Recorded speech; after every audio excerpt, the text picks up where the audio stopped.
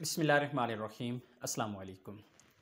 जब से Saudi Arabia में बूस्टर डोज़ का कानून आया है, बूस्टर डोज़ का कानून मंज़ूर हुआ है, उसके बाद से एक सवाल पैदा हुआ है, क्या हवाई सफ़र के लिए यानी आप अपने मुल्क से सऊदी अरेबिया या फिर सऊदी अरेबिया से अपने मुल्क का सफ़र करना चाह रही हैं, तो क्या उसके लिए आपको बूस्टर डोज़ लगवाना ज़रूरी है? ये अहम सवाल है क्योंकि जब ऐलान किया गया तो उसमें एक सेक्शन था जिसमें लिखा गया था कि बग़ैर बूस्टर के या बग़ैर मुहस्सन के, बग़ैर इम्यून के आप हवाई सफ़र नहीं कर सकते। बाकी मकामात का भी ज़िक्र किया गया, जितनी भी पब्लिक प्लेसेस हैं, चाहे वो पार्क हैं, चाहे वो जिम है, चाहे वो मार्केट्स हैं, मॉल्स हैं, इसके अलावा सरकारी दफ़ातर हैं, प्राइवेट दफ़ातर हैं, तो वह वहाँ पे आप इंटर नहीं हो सकते अगर आप मुहस्सिन नहीं हैं।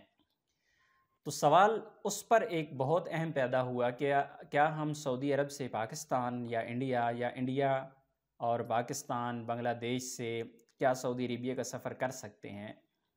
तो उसका सवाल का जवाब बिल्कुल सिंपल है।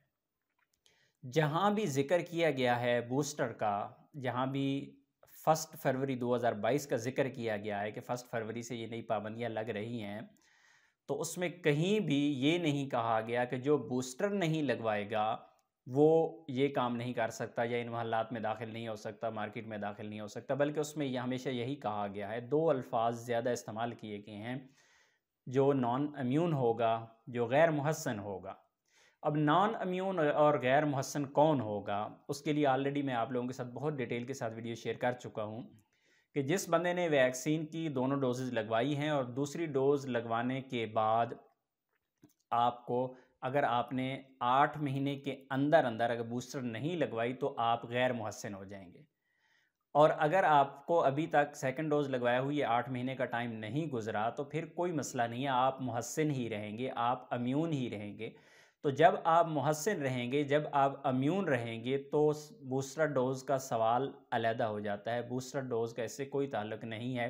क्योंकि मेन जो चीज़ है वो है आपका मुहस्सिन होना, आपका इम्यून होना स्टेटस इम्यून है, आपका स्टेटस मुहस्सिन शो हो रहा है तवक्कलना पर, फिर आप कहीं भी सफ़र कर सकते हैं, कहीं भी जा सकते हैं, किसी भी मार्केट में, किसी भी जगह पर आप पर दाखिले पर पाबंदी नहीं होगी। अगर आपका स्टेटस इम्यून से हट जाएगा तो फिर ये पाबंदियाँ आप पर लगेंगी। इसी तरह अगर उम्रा करना है आपने तो उम्रा परमिट आपको नहीं मिलेगा।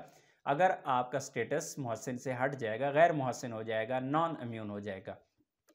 अब अगर आप सफ़र करना चाह रहे हैं, बैरून मुल्क जाना चाह रहे हैं सऊदी अरेबिया से या फिर आप सऊदी अरेबिया में एंटर होना चाह रहे हैं, तो यहाँ पर अभी तक कहीं भी क्लियरली ये चीज़ नहीं लिखी गई है। इसमें हमेशा से आप लोगों को याद होगा कि सऊदी अरेबिया के अंदर जितनी भी पाबंदियाँ लगी हैं, पहले सऊदी अरेबिया के अंदर पाबंदियाँ लगाई जाती हैं, फिर बाहर से आने जाने वालों पर पाबंदियाँ लगाई जाती हैं।